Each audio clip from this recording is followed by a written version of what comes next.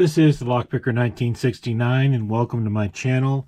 I thought I would do just a quick video to share something I came across during playing around with 3D printing, and in a recent video I did for a challenge lock from Zman, came across his key mummy, which I thought was a really cool little thing that you could print on your 3D printer. If you're a challenge lock maker, and if you're not, then this video probably isn't for you. But if you're a challenge lock maker and find yourself, taping up your key to, cover the bitting, the only problem that I see with doing that is if someone needs to take the tape off in order to gut the lock, for example, or they reach the point where after they've picked it, they want to see what the bitting looks like. The actual the residue from the tape gets all over the teeth on the key, and if you put that in the lock, obviously that residue gets onto the pins as well. So I would imagine over time, with multiple people retaping the key, getting new residue in the lock, eventually it gets kind of gummed up.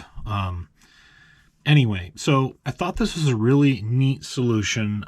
These are just key mummies, and it's a 3D printed little piece, and I'll provide a link in the comments or in the description for the video on how to find this. The design that's out there is by Zman, so I want to give him full credit for this little piece. But this was a really cool little thing. It basically, the key goes right into the key mummy. It's in there very solid, so it doesn't come off easily. You can essentially, in your slicer program, just resize this thing to make it essentially fit any key. And I've been able to make these fit different types of keys very snugly, so they doesn't fall off very easily. If you're really concerned about the key coming out of the mummy, or maybe you just don't want to deal with trying to resize this thing and print it multiple times till you get it right, you can also take the same mummy. You can put a zip tie through the key, and then essentially there's a notch in the bottom of the key mummy here that this zip tie can go right through and essentially zip it on shut and pull it tight, and it will keep that key into the key mummy just fine. So one last thing before I show the actual site and so forth, and maybe walk through some of the things I do with my slicer with this. Once you have the size you want, you've test printed, you've gotten exactly the size key mummy you want, especially if you're a challenge lock maker and you work with a lot of the same types of key blanks, you may want to create several of these. Once you get the right size down, it's really not that difficult to tell it to create multiple copies of the same thing in one print. And literally, this key mummy here takes between somewhere between around 25 minutes to print just this. If I multiply this by and add 4 copies for a total of 5 of these, the print for that whole thing takes about an hour and a half. So you're saving almost an hour off your print time just by doing multiples all at once. So anyways, without further comment, I'll jump in and actually show the site, and then pull up the software and show what that looks like with the item up on the screen. Okay, so once you click on the link in the description to get to this key mummy, you'll be taken to this site where essentially you can do a download, and it gives you directly the STL file that you would need to pull into your slicer program for your printer. This was put up on the printables.com website by Zman, who I'm giving credit to for this item. Loved them enough to want to go and get one for myself and experiment with it. So basically, pulling it up into your slicer program. Now, mind you, I have a Creality Ender 3 V2 Neo for my printer, and I'm using the Creality version of Cura. Cura is the slicer program a lot of people use for basically creating the G code that they use on their printer. All I did here within the program was essentially resize the or change the scale of the item. And all I was doing essentially is, if I wanted a wider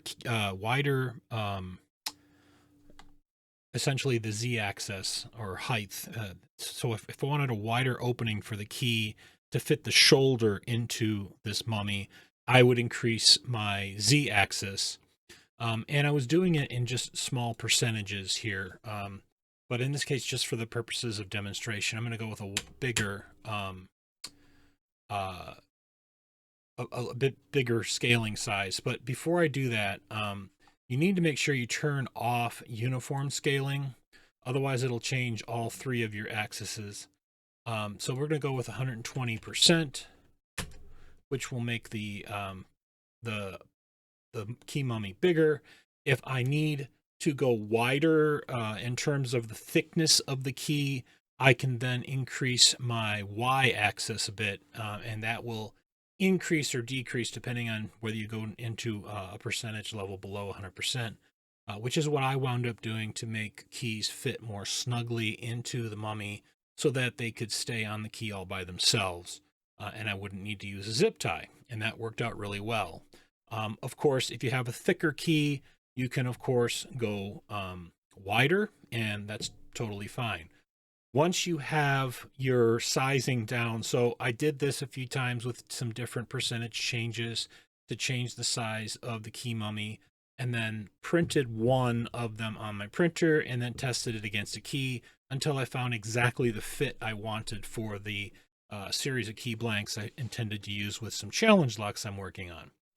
Once I have one down pat that fits perfectly, all you really need to do then is essentially go into your edit, and you can multiply the selected model by however many copies you want to make. And boom, I now have the ability to print 5 of these at once. And yes, they print out just fine on the printer. And I can take that and then now basically create my G-code file. So something like this with 5 of these takes approximately 1 hour and 43 minutes to print all 5 of them. Now, mind you, I changed the z-axis to make these wider, so there's a little bit more material involved, but the default one that this STL file pulls up on the screen, if you were to multiply that by 5, it works out to be about just under an hour and a half. And it really depends on your printer as well. But anyways, hopefully someone found that this helpful. Hopefully if you're a challenge lock maker, having something like this will be helpful to you. Hopefully you found this video useful. If you are currently a subscriber, thank you. If you are not yet a subscriber, please hit that subscribe button, turn on notifications and all, and hit like on the video. Thank you.